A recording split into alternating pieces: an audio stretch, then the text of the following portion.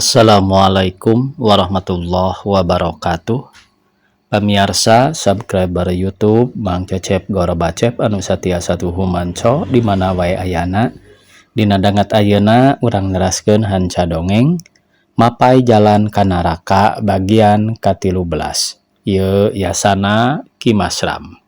Sata acani pedari dongengna sakumaha biasa ngahaturkeun rebu nuhun laksa ketika bingahan anu tasa tiasa teuhu manco ngomen oge ngalaik kana ieu dongeng-dongeng Mang Cecep Goro Bacep. Mudah-mudahan eta kasayan dibalas ku Gusti Anu Maha Suci. Amin. Ya Allah ya Robbal alamin. Sumangga supados teu nyangkolong teuing kana waktos. Wilujeng ngadangukeun.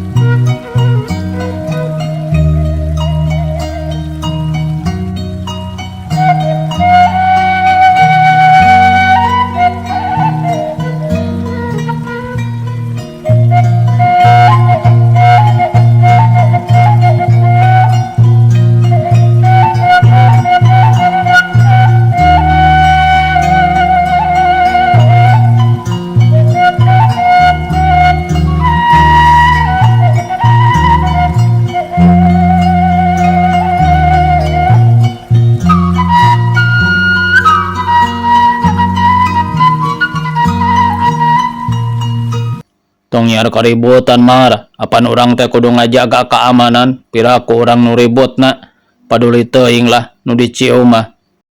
Asal pupuleun wae keur urang mah. Cek si Usrip. Ngajadauk sia, selain teu panas, tapi dewek meni asa direrab kieu. Dagoan di dieu, dewek rek bebeja heula ka juragan guru. Rek minta izin pikeun ngawarah mangkeluk nu lancang model kieu. Omong si Gomar bari kaluar tina riungan. Manehna langsung ka tempat juragan Burhan nu pernahna di kamar hareupeun tempat main teh nyaho tukangeun aya nu nuturkeun. Horeng si Gomar teh dituturkeun ku Marhadi, sup si Gomar ka jero. Ari Marhadi ngadagoan di tempat pamainan bari rek ngadedengekeun obrolan si Gomar jeung juragan Burhan. "Aya naon Mar?" Cuk juragan Burhan gancang nanya. "Aya kan, aya nu caluta ka abdi." "Saha?" "Nukor ngigelan si Gagak ngelak." Tembal si Gomar meninggalap paranahan ka ambak. "Beresan ku selaing sorangan, tapi ulah aya kaributan atawa ngaganggu kana acara." Cuk juragan Burhan kana ribut mah teu boleh ngidinan.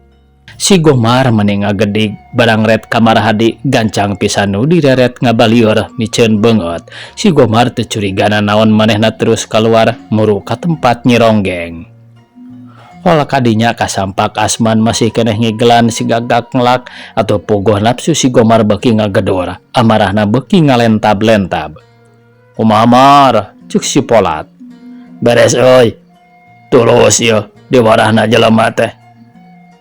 Bieu juragan guru geus ngidinan ka dewek. Sok atuh dewek milu ngasaan euy." Culung si Gomar loncat asup ka pakalangan karawak leungeun Asnan ditewak atuh puguh Asnan mani ngaranjug. Gancang Malik bari pok ngomong. "Naon dia teh teu puguh teuing?" "Mantang loba omong, sok geura kaluar, geus lila teuing si laing gegelan si Gagak ngelak teh. Batur ge harayangeun." Tempas si Gomar molotot. "Ke heula kagok lur." Eueuh basa kagok di dieu mah, dewek nu boga kawasa. Lamun si laing ngabantah, tangtu beungeut si laing diromba ku dewek. Nyala Asnan nafsu aya niat rek ngarontok si Gomar, tapi keur kitu parang manehna ngareret ka Marhadi nu ngiceupan mere isyarat sangkan kaluar atuh Asnan gancang sureti kana maksud gegedugna. "Ayo rek kaluar meuli teh." Dewek kaluar, tapi dewek teu ngeunah ku kakasaran si laing. Lamun bener si laing lalaki, hayu kaluar, urang sepor sakodong mah. Ceuk Asnan terus ngoloyong kaluar ti pakalangan.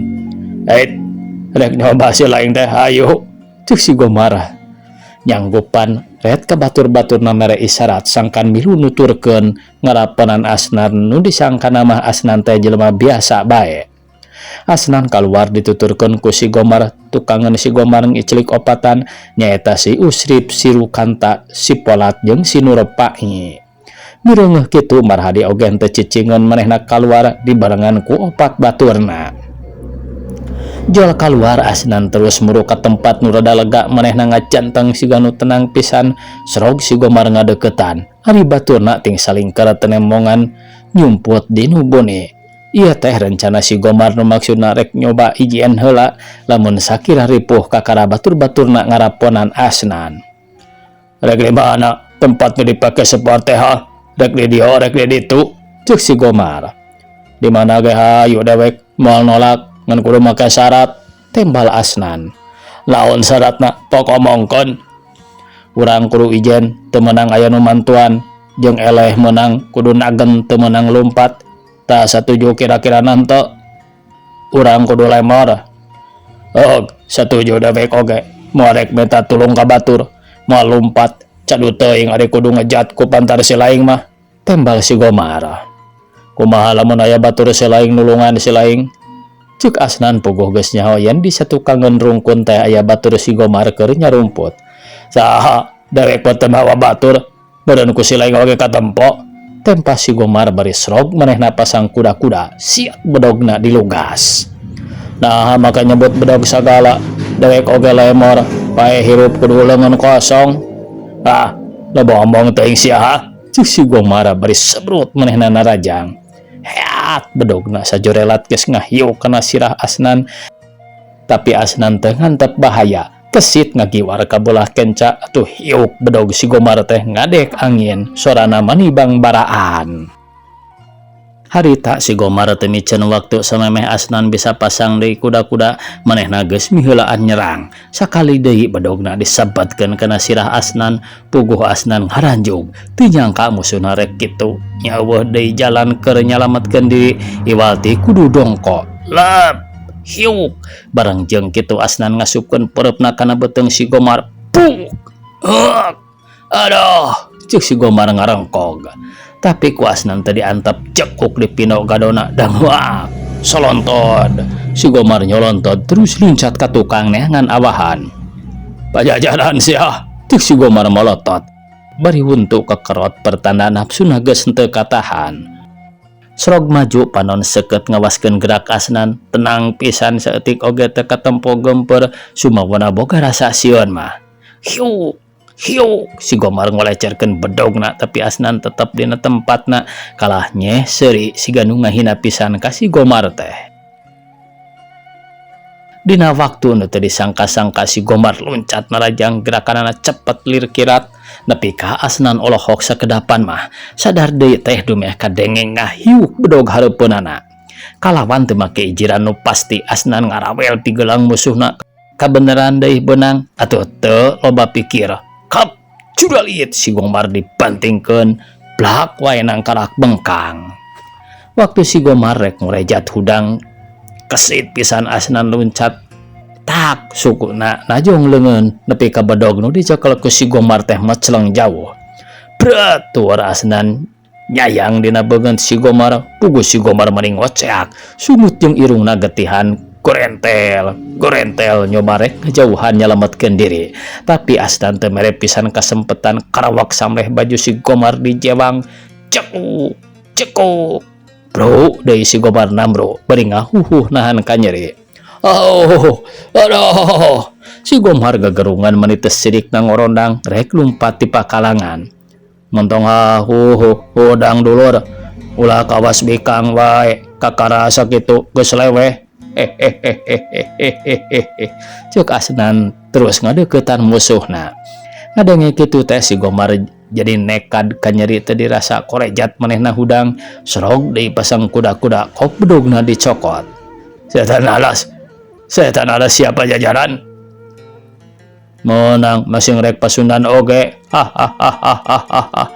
Tembal asnan bari menerekeun kuda-kudana. Hei, batur-batur, raponan yo. Si Gomar ngageruan batur-baturna. Heat atuh jung jelang sakit cep asnan geus diriung kulimaan terus disered. Bedog ting kurila pugu asnan dadang ngeleper manehna sorangan tur lemor sedang musuh aya limaan kabeh marawa bedog. Tapi sanajan kitu asnan teu jadi leutik hate manehna percaya kamar hadi. bener acan tembongna, tapi pasti harita geus aya di sakitar eta tempat pikeun ngabantu nulungan manehna. Surug Asnan pasang meni ati-ati pisan panon seukeut ngawaskeun gerak musuh saurang-urangna dumesiun kabongohan. Naon ieu teh? Api-api teu ngarti. Untuk ngomong sia dewek batur Gomar datang pikeun ngarecawak si laing, cuk si Polat. Lamun kieu mah si laing teh curang Gomar, apanjang jena oge urang teh ulin sacara ijen tur teu meunang ngagunakeun pakarang, tapi nah ayeuna bat kieu kajadianana, ceuk Asnan mani ngelapar. Tong rowas-rowas sobat, sabar we sakodong deui ge andika bakal aya di neraka. Pek geura papatkeun jampe modar, geura sambat indung bapak. Lamun kieu dewek oge rek minta bantuan ka batur-batur dewek, ceuk Asnan. Menang pek geroan ke tempat doger sameme selaing bisa kaditu di dieu geus modar manten. Ayo batur-batur reca yeuh mangkelog teh, ceuk si Gomar mere komando ka batur-baturna. Atuh sebrut lima anana narajang ngaraponan Asnan sora bedog ting hariu. Heat Asnan luncat ka luhur kaluar tina kepungan kakara oge ajag geus diserang deui. Barang jeung kitu jelang Bahradi jeung opat baturna laluncatan puguh si Gomar jeung anak buahna ngaranjuk gancang Malik. Awas, cuk si Gomar. Malik pangheulana berat ditubruk ku Marhadi. Heat Marhadi jeung batur-baturna narajang lima jelema nu ngaraponan Asnan ku ayana kitu si Gomar jeung opat anak buahna teu kebat neruskeun pamaksudanana. Lima anana gancang Malik mapag Marhadi. Ayeuna jadi tibalik tadi masih Gomar jeung anak buahna teh rek ngaraponan, ayeuna maranehna diraponan. Puguh ngalepar gede kasion. Tah ayeuna wayahna maraneh dihurup bogan si laing Gomar diajak ijen teu jujur. Nah si laing wae nu boga balad teh, ceuk Asnan. Si Gomar henteu nembalan manehna ngariung silih seret dikuriling ku batur-batur Marhadi. Di dieu kawani si Gomar ngaleungit sohor jago tukang barangasan harita leuleus teu bisa kumaha. Rek henteu kitu kumaha da musuhna teh leuwih loba ti maranehna katambah sarua marawa bedog. Tadina mah Asnan teh disangka ngan limaan horeng loba baturna aya meureun 20 jelema ari gegedugna tayalian iwal ti Marhadi. Hei, ayo gara nyuara lain jago ranjeun teh. Piraku ranjeun leuleus di kandang sorangan. Na di mana wae atuh wani teh, ceuk Marhadi bari ngolecerkeun bedogna. Keur batur-baturna milu seuri jeung serikeun si Gomar. Setan alas dewek teu sionon sanajan maraneh loba dewek muarek ampun atawa taluk, tapi dewek rek nanya heula naon perluna maraneh mangmenangkeun si Asnan. Na maraneh teu sion kana akibatna. Wani ngayonan guru dewek tempas si Gomar nyoba ngagebrag nyumputkeun ka siona. Moal sapati-pati dewek ngalakukeun kieu lamun dewek teu wani kana akibatna saha nu diandelkeun ku si laing teh, ceuk Marhadi. Guru dewek nu geus sohor moal aya 2 moal aya 3 ngaranna Burhan. Si Burhan teh kuku hayang nyaho ku dewek rek dijajal, omong Marhadi. Setan sia saha si laing teh nu sabenerna nah make wawu jeung si Asnan ceuk si Gomar ngaranjuk dumeh musuhna teu beunang digebrag. Da nu sajen mun kajuragan Burhan teh sarieun ari ieu bet wani rek ngajajal sagala. Si laing gabe hayang nyaho. Yo bisi teu nyaho Asnan teh batur dewek ari ngaran dewek. Maraneh oge tang tugas nyaraho piraku poho deui.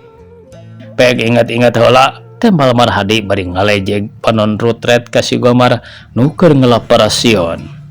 Teuing dewek poho deui, jawab si Gomar. Oh poho ari ayeuna puting ieu teh maraneh siga nu dinas meureun aya nu didagohan atawa aya nu dipikasion matak dijaga oge nya. Memang dewek menang tugas tinu jadi guru pikeun ngajaga keamanan sabab penting ieu geus aya wirasat bakal datang musuh nu ti heula kungsi ngacaukeun nepi ka ngabinasa batur dewek. Ayeuna mah teu perlu nyaho urusan eta sanajan nyaho oge moal aya kauntunganna keur anjeun mah, ceuk si Gomar bari nyigeung batur-baturna supaya siap-siap pikeun norobos kaluar tina kepungan musuh. Hahaha. Jadi maraneh teh ngadagoan musuh. Nah sanggup nah anak maraneh ngan genapan. Batur dewek loba di pos aya 10 na sieun naon ku musuh. Komo ieu maraneh ngan sababaraha urang musuh loba ge di sing hareupan. Ceuk si Gomar pinter ngomong padahal hate mah geus dugdag. Urang ajar yeuh dewek nu diarep-arep ku maraneh teh. Ieu musuh maraneh teh. Nah bodoh teuing sakitu loba teh bisa nganyahoankeun. Yeuh dewek si Marhadi. Hahaha. Cuk Marhadi bari nepak dada. Gebeg si Gomar jeung anak buahna ngagarebeg ruas lain di kieuna barang ngadenge omongan Marhadi kitu teh. Kasieun anggot beki nambahan dumeh wae maranehna geus nyaho kana kapinteran Marhadi. Kunaon maraneh jarempe? Hahaha. Batur-batur lauk wongkol geningan musuh teh euy. Setan kurang ajar pajajaran. Cuk si Gomar ngagaremet ambak campur jeung sieun. Kumaha atuh Mar? Cuk si Polat ngadeg-deg manehna mah bener-bener sieunna teh. Teu sangka paingan si Asnan jagoan ari anak buah si Marhadi mah. Mun nyaho ti tadi keneh tangtu ku dewek di bongohan geus kieu mah hese euy. Omong si Rukanta bari mepet ngadeukeutan si Gomar. Dewek oge euy kakara si di ayeuna kana bongetna mah. Seremnya euy ceuk si Usrip Mairan. Kumaha sanggup teh ngadeupanana? Ceuk si Gomar nanya ka batur-baturna. Henteu Mar, tempo atuh sakieu lobana ngalawan si Marhadi sorangan oge. Urang limaan can puguh meunang, tembal si Rukanta. Bener euy, si Marhadi mah tandingan juragan guru. Aringgeus, kumaha urang dikurung kieu? Urang cobaan norobos sabab juragan guru kudu dibejaan. Syukur lamun urang bisa salamet kabeh. Sok rada mencaraina mah kade ulah ngajakeun perlawanan, lompat terusnya. Cuk si Gomar ngatur siasat, kabeh satuju atuh terus paburencai beri siap sadia neangan kasempetan keur kaluar, keur lumpat. Hahaha. Alus wanian geuning maraneh teh. Coba Asnan bakar kepung padaran kabehanana. Cuk Marhadi marentahkeun ka bakar jeung Asnan sup pagancang-gancang ngaberesan si Gomar katutnu opatan deui. Srog Asnan kahareup dibarengan ku tujuhan. Saurang-saurang anak buah Marhadi jung jeleng kahareup bari bedog diulinkeun gurilap nambah liar kana tetempuan musuhna. Heat trang si Gomar jeung batur-baturna sateka polah nahan serangan. Awas Polat, paburencai euy. Cik si Gomar gogorowokan mere komando celeng nu opatan laluncatan kaluar tina kepungan musuh. Tapi can bisa terus lumpat sebab anak buah Marhadi kesiet ngahadang. Sebrut bakar narajang nyerang si Polat, trang bedog diadu. Hiu, heat, celeng si Polat luncat maksudna rek ngajauhan tapi bakar teu cicingeun sameme si Polat ragrag deui kana taneuh. Srep, bedog bakar nyabat kana leungeunna atuh car getih ngucur tina leungeun si Polat nu dewak. Tapak bedog bakar. Aduh, si Polat ngaraho bari muringis terus undur-unduran ku bakar diseret teu dibere kasempetan. Nengjok kitu si Gomar ngaranjug manehna gancang niheulaan narajang si bakar. Maksud nyalametkeun si Polat nu katempona aya dina bahaya. Lompat Polat, ceuk si Gomar ngakurowok bari hiuk bedogna disebutkeun kana beheung bakar. Hiuk, lap bakar dongko sekaligus malik nyerang nyodok beteung si Gomar. Berat, sareng si Gomar kasabat. Bareng jeung kitu ti tukang nyabrut. Duaan rek ngabongohan, untung si Gomar waspada. Les ngagiwara. Bari bedog dipake nahan bedog musuhna, trang curalit luncat kaluhur. Ulah cenah aya nu lolos, kepung terus. Cuk Marhadi terus mere sumangat. Berebat si Gomar jeung batur-baturna lalumpatan, celeng sakecep geus kakurung deui.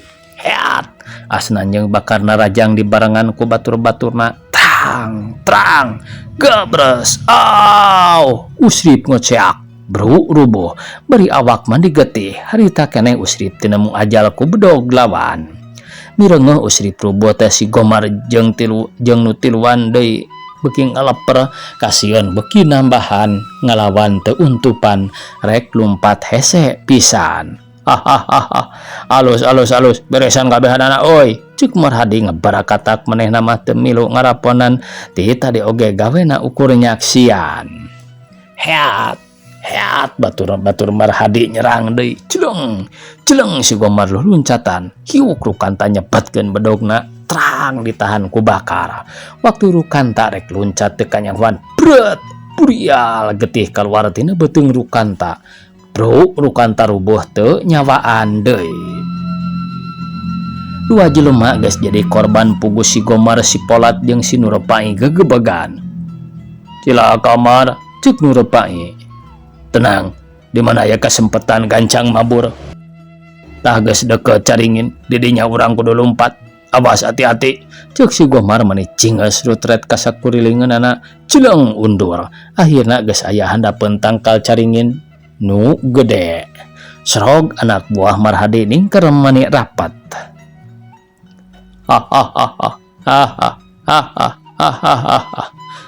Reka mana si lain ngejat kepong batur-batur recah tong diberi ampun, ceuk asnan bari ngalengkah ngadeukeutan musuhna nu tiluan. Si Gomar jeung nu duaan deui ngagedekeun kawaspadaan, maranehna tinggal ngarepkeun tindakan. Hasil salamat teu hasilnya cilaka gerak diperhitungkeun pisan. Baik, siap-siap euy, lamun urang diserang urang ulah ngalawan, tapi kudu luncat kana dahan di luhur langsung kaluar tina kepungan. Hasil kitu urang lumpat, ieu teh kudu hasil, sabab lamun teu hasil urang tiluan jadi korban, ceuk si Gomar. Siap euy, tembal si Nurepai jeung si Polat. Recah batur-batur, si Bakar merek komando ti anggotana Marhadi. Heat menyerang ting Gorawok bedog ting kalayang ngarah jiwa jelema tiluan. Barang jeung kitu si Gomar luncat muntang kana dahan caringin dituturkeun ku si Nurepai jeung si Polat.